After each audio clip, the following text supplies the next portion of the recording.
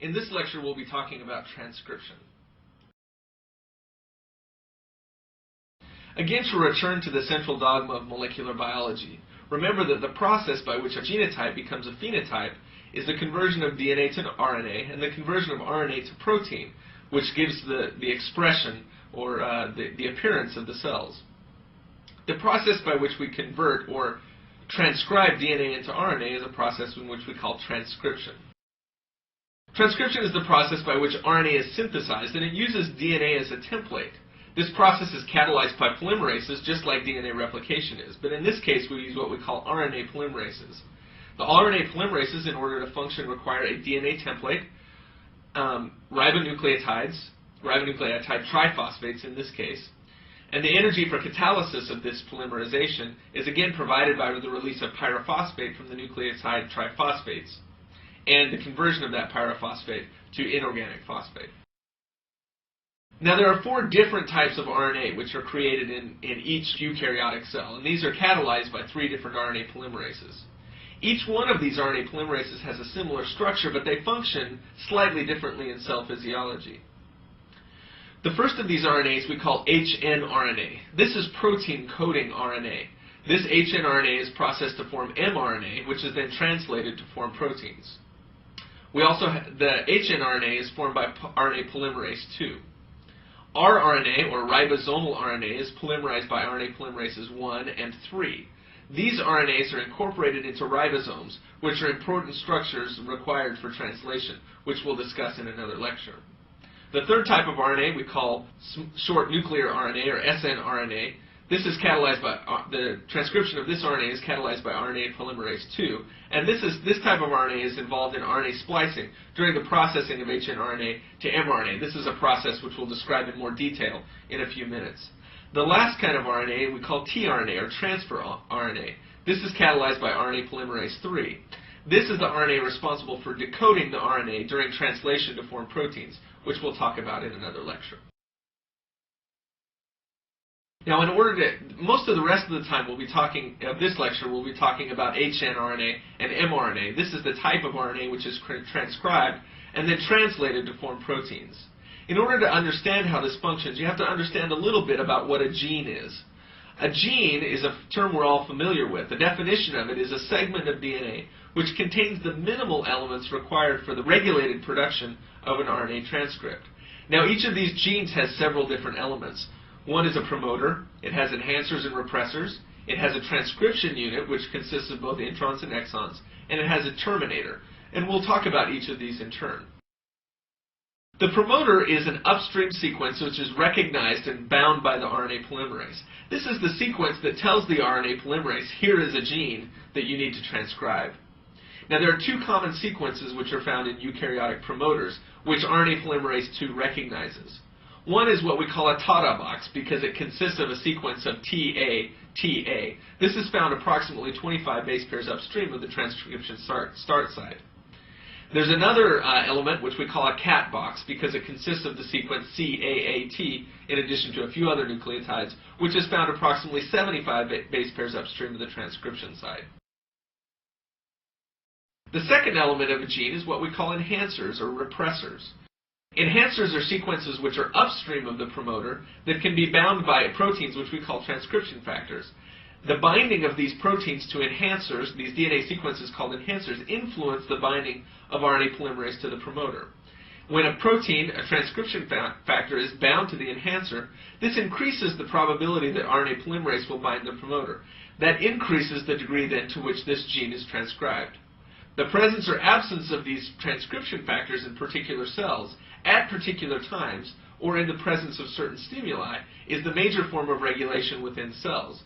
This is what helps a cell decide which genes will be actively transcribed at a given time, and it's what gives the diversity of function and structure to all the different cells in our bodies. Now, repressors are similar to enhancers, except they have the opposite function. These are sequences upstream of the promoter that are also bound by transcription factors, or proteins, which bind these sequences and decrease the probability that RNA polymerase will bind to its promoter. In this way, it decreases the degree to which any individual gene is transcribed. It turns the gene off so that it no longer functions in the cell. The transcription unit itself is the DNA which serves as a template for the transcription of RNA. Its proximal border is defined by the site at which RNA polymerase binds and begins to transcribe the DNA. There are two types of sequences in any given transcription unit. There are what we call exons and there are what we call introns. The exons are the sequences which are destined to be translated into protein. In addition, there are some 5' and 3' untranslated regions on either end of the messenger RNA. The introns are sequences which interrupt this coding sequence. The introns are basically junk DNA, which need to be spliced out during RNA processing in order to form the correct messenger RNA. The last element is the terminator, or the termination sequence. This is a site, a particular sequence, which is recognized by RNA polymerase as a signal to stop transcription and release from the template DNA. In prokaryotes like bacteria, the signal consists of a sequence which forms a hairpin loop in the mRNA. This binds up the RNA polymerase and causes it to release from the template DNA. The eukaryotic terminator sequence is unknown, and the mechanism by which termination occurs in eukaryotes is unclear. Now that we understand the different elements of a gene, we have to understand how each of those elements now act in the process of transcription. Transcription itself is a 4-step process. There's a binding step, an initiation step, an elongation step, and a termination step.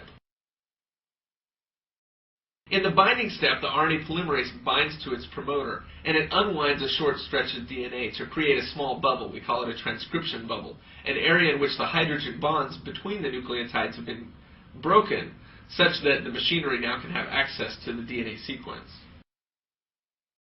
The initiation step starts when RNA polymerase begins to transcribe the RNA. Unlike the DNA polymerase, the RNA polymerase doesn't require an existing or pre-existing 3' hydroxyl group to begin.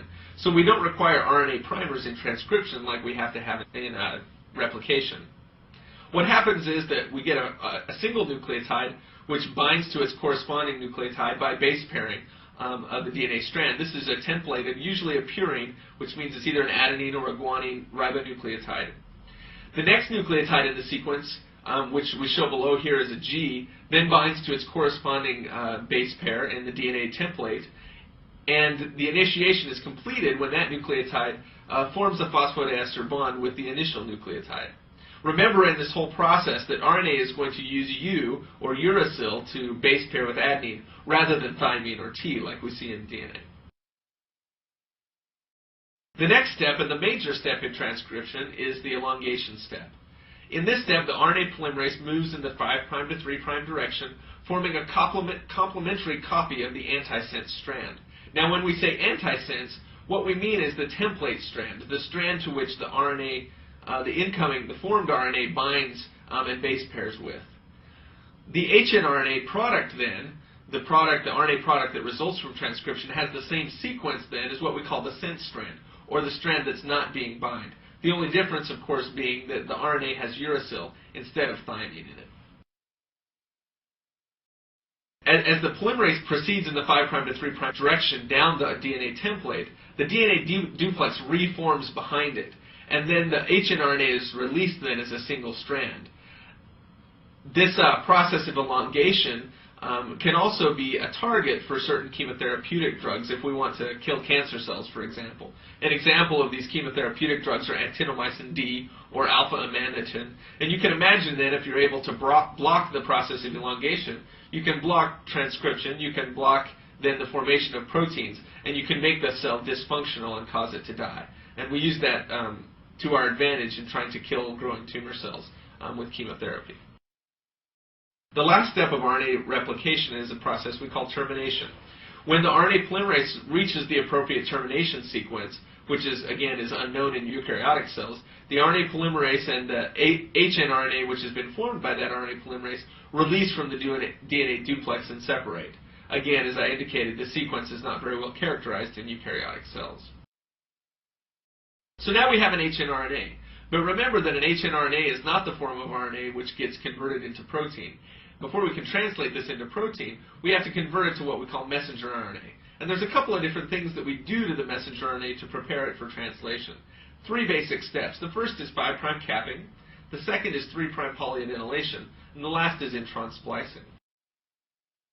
In 5' capping, we take a specialized nucleotide that we call 7-methylguanine, and we add it in a 5' to 5' phosphate linkage. You'll notice as you look at the schematic below in the slide that rather than having a connection between a 5' phosphate and a 3' hydroxyl group, you've got a connection between a 5' triphosphate and the 5' of the RNA which has been formed. Now, the function of this cap is twofold. One thing is it protects the 5' end of the RNA from degradation by nucleases, which are abundant in the cells. And so that causes the RNA to be stable so that it can be translated. You can imagine that a 5' to 5' linkage like this is difficult to break, and so it really protects the 5' end of that RNA from degradation. The other thing that this does is it helps the machinery which translates this mRNA into protein. It helps to recognize which end is the 5' end and which end is the 3' end, so that it knows where to start translation. And we'll talk more about that in the next lecture. The 3' end of the mRNA is trimmed to a consensus polyadenylation site. This is a sequence of RNA that's usually AAU, AAA. So any nucleotides beyond that point are cleaved off. And then from that site, there's a long stretch of non-templated adenine nucleotides added to the 3' end of this developing mRNA. This also functions to protect the transcript from nuclease degradation. What happens is if the mRNA encounters nucleases, which act in a 3' to 5' direction, it has to go through this long stretch of untemplated A's before it gets to any of the important parts of the mRNA. And so this protects it to some extent from nuclease degradation and allows it to hang around long enough so that it can be translated. The last thing that has to happen is we have to take out the junk DNA from the middle of the hnRNA.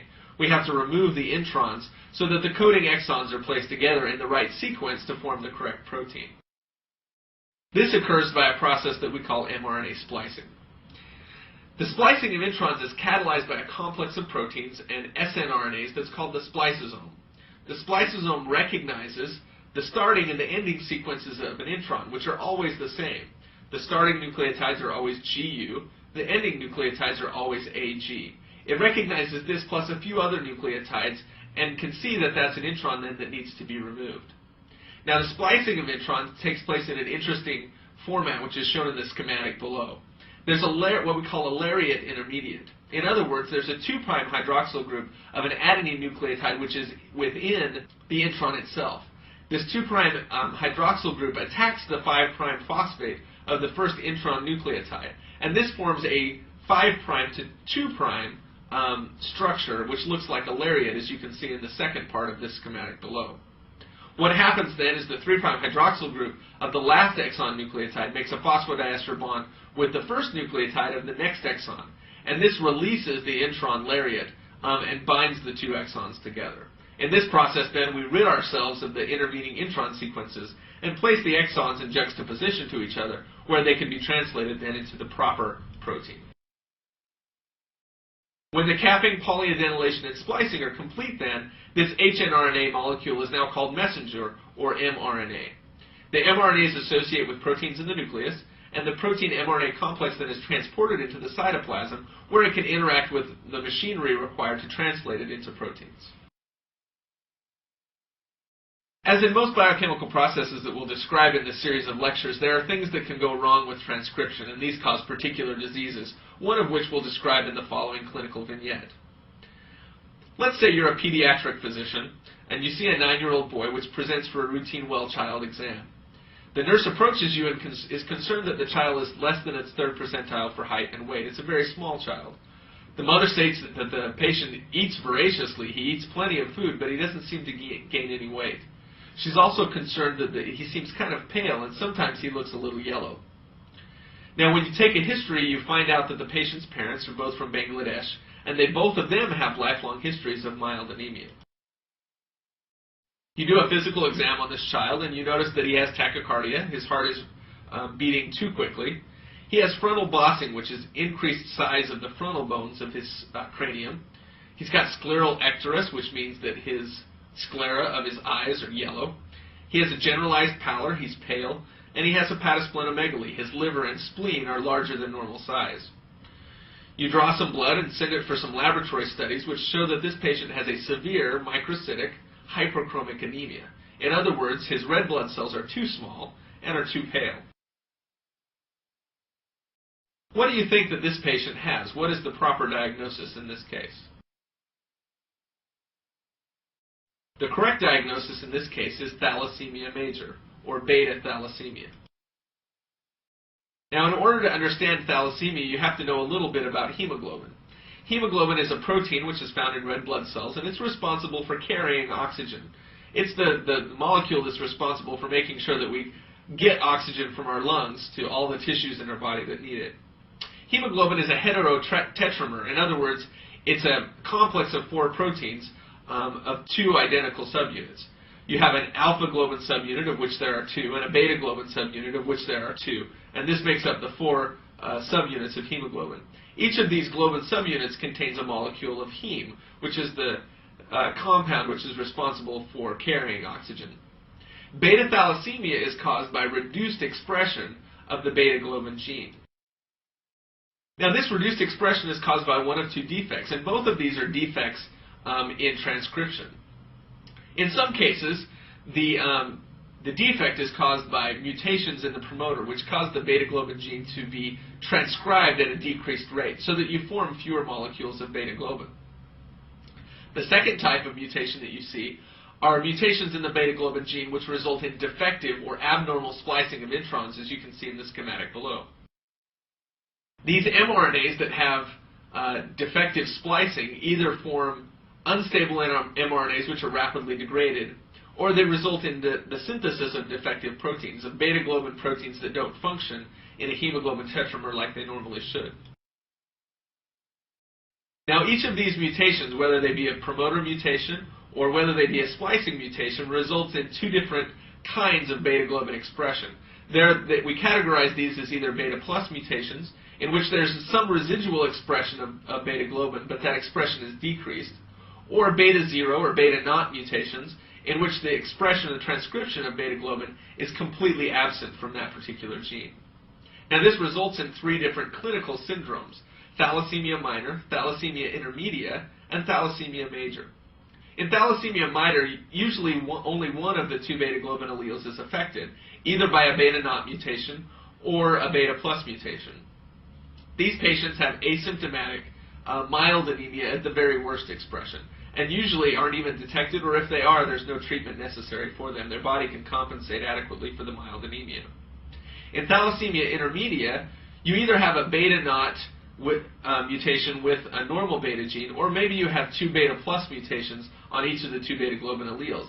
This results in a much more severe anemia. Occasionally, it can become severe enough that it requires transfusion in order for the patient to have enough red blood cells for his body to function normally.